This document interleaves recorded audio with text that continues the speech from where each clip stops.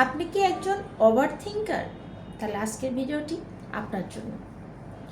আমি সাম্প্রতিক একটা গল্প পড়েছি, যে গল্পটিতে একজন শিক্ষক একটি গ্লাসে করে অর্ধেক পরিমাণ পানি নিয়ে ক্লাসে গেল।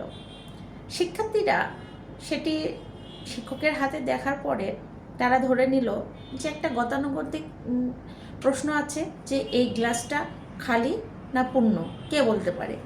এই প্রশ্নটি হয়তো বা তাদেরকে করবে। কিন্তু কিছুক্ষণ পর শিক্ষক তাদেরকে জিজ্ঞেস করলো, এই গ্লাসটা কে 1 মিনিট ধরে থাকতে পারবে? তখন সবাই বলল যে সম্ভব। তারপরে শিক্ষক আবার বলল, এই গ্লাসটা কে 10 মিনিট ধরে থাকতে পারবে? তখন শিক্ষক সবাই বলল যে 10 মিনিট ধরে থাকাটা একটু কষ্টসাধ্য, তাতে হাত ব্যথা হতে পারে। আর এই গ্লাসটা যদি সারাদিন ধরে রাখা হয় তাহলে হাতটা প্রচণ্ড ব্যথায় হয়তো বা অবশ হয়ে যেতে পারে বা গ্লাসটা পড়ে যেতে পারে।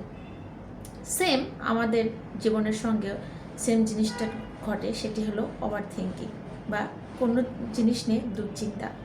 আমরা যদি কোনো বিষয় নিয়ে দুশ্চিন্তা করতে থাকি, সেটি যদি কিছু সময়ের জন্য করি, তাহলে দেখবেন আমাদের মাথা ঝিমাচ্ছে, আমাদের খারাপ লাগছে। সেটা যদি আমরা 10 মিনিট আধা ঘন্টা করতে থাকি, তাহলে আমাদের অনেক বেশি অস্থির বা অনেক বেশি খারাপ লাগছে। আর সেই ওভার থিঙ্কিংটা যদি, দুশ্চিন্তাটা আমরা সারাদিন ধরে সার্বক্ষণ ধরে যদি করতে থাকি, তাহলে সেটি আমাদেরকে ধীরে ধীরে ক্ষয় করে দিচ্ছে। ওভার থিঙ্কিং বা এই দুশ্চিন্তা এমন একটা বিষয় যেটা আমাদেরকে ধীরে ধীরে ক্ষয় করে দেয়, আমাদের কর্মক্ষমতাকে, আমাদের সুস্থ মস্তিষ্ককে ধীরে ধীরে ক্ষয় করে দেয়। আপনি যদি এই দুশ্চিন্তা নিয়ে ঘুমোতে যান আর ওই দুশ্চিন্তা নিয়ে ঘুম থেকে ওঠেন, দেখবেন আপনার মানসিক কোনো প্রশান্তি নেই, আপনার কোনো কাজ করতে ভালো লাগছে না, আপনি কোনো কাজে কোনো অনুপ্রেরণা পাচ্ছেন না। তাই আমাদের যে বিষয় নিয়ে দুশ্চিন্তা হচ্ছে, যে বিষয়টা নিয়ে আমরা দুশ্চিন্তা করছি, আমাদের উচিত সেটা কিভাবে সলভ করা যায় বা সেটাকে কিভাবে কি করলে সেই দুশ্চিন্তাটা কমে যাবে, সেই কাজটা আমাদের খুঁজে বের করতে হবে বা সেই জিনিসটা আমাদের খুঁজে বের করতে হবে। আমাদের ওভার থিঙ্কিং থেকে বেরিয়ে আসতে হবে।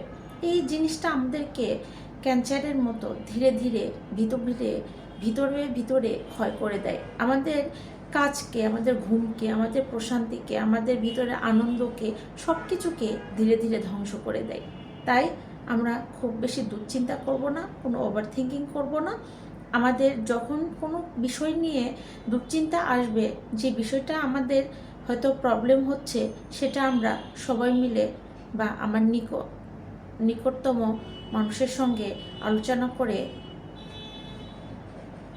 ঠিক করার চেষ্টা করব।